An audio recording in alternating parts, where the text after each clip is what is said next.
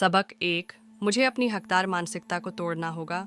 जब भी हम दुर्योधन के बारे में सोचते हैं तो वह एक ईर्ष्यालु और जलनशील व्यक्ति के रूप में सामने आता है। लेकिन क्या आपने कभी सोचा है कि हम सभी में थोड़ा बहुत दुर्योधन होता है? हम ईर्ष्यालु हो सकते हैं। हम वही चाहते हैं जो दूसरों के पास है। किसी भी कीमत पर कुछ पाने की यह इच्छा दुर्योधन या हकदार मानसिकता है। क्या दुर्योधन मानसिकता को ठीक किया जा सकता है? बेशक, जिस दिन हम दूसरों के बारे में सोचना सीख जाते हैं वह मानसिकता ठीक हो जाती है। जैसा कि वे कहते हैं, जब हकदारी की भावना खत्म होती है तब कृतज्ञता शुरू होती है। सबक 2। मैंने सीखा है कि मुझे अभी भी बहुत कुछ सीखना है। गीता के ज्ञान के लिए अर्जुन को ही क्यों चुना गया?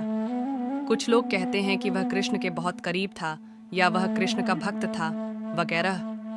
क्या यह इतना आसान है? नहीं, अर्जुन को नहीं चुना गया। अर्जुन ने सीखने और विकसित होने के लिए यह चुनाव किया। युधिष्ठिर जन्मजात बुद्धिमान थे। वे उच्च नैतिकता के साथ पैदा हुए थे और उन्हें सही और गलत का गहरा ज्ञान था। भीम मंद बुद्धि थे।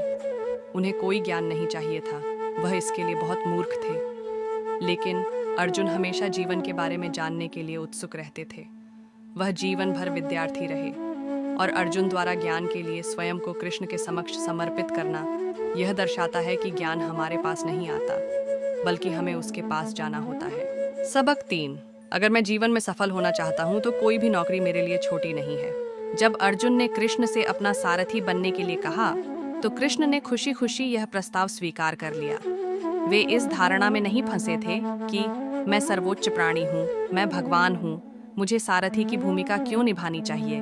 क्या उसे पद, उपाधि या नौकरी के कार्यों की परवाह थी? नहीं, क्योंकि उनमें अहंकार नहीं था। शायद वह जानता था कि अगर अर्जुन असफल हो गया तो पांडव युद्ध हार जाएंगे और इसलिए उसका अर्जुन का सारथी बनना उचित था ताकि वह अर्जुन के करीब रह सके। कई बार जैसे जैसे हम रैंक में ऊपर उठते हैं हमारा अहंकार हमारे साथ बढ़ने लगता है और जैसे जैसे हमारा अहंकार बढ़ता है हम वास्तविकता से संपर्क खोते हुए एक अलग थलग बुलबुले में समा जाने के जोखिम में पड़ जाते हैं। हम भूल जाते हैं कि काम पूरा करने के लिए कभी कभी हमें अपनी आस्तीन ऊपर चढ़ाकर कोई भी भूमिका निभाने के लिए तैयार रहना चाहिए।